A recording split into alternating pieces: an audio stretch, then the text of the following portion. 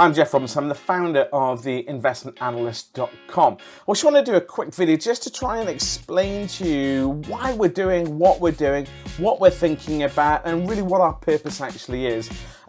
It's really quite simple. We have got this wonderful confluence of circumstances that has allowed us to bring decades of instructional design and delivery experience together with real market experience. I've ran training companies over the years. I've built and worked with most of the investment banks and buy-side funds and sell-side practices within the city and on the street.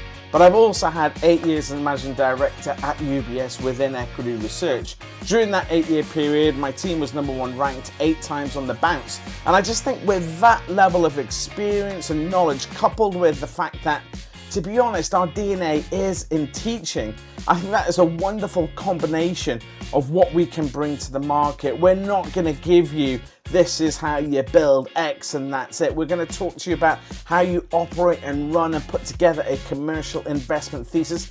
Why can we do it? Because that's what we did for a living as a job. But we've just got this experience of being able to break this process down into digestible chunks of knowledge that you can take away, think about, apply, retain, and put back into your work.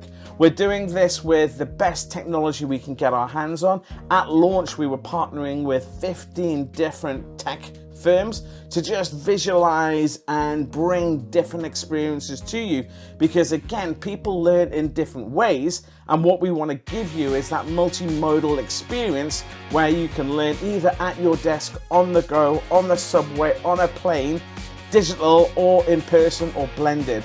We're really trying to bring that fusion of proper education and technology together to give you EdTech that is real, not just something that is a buzzword.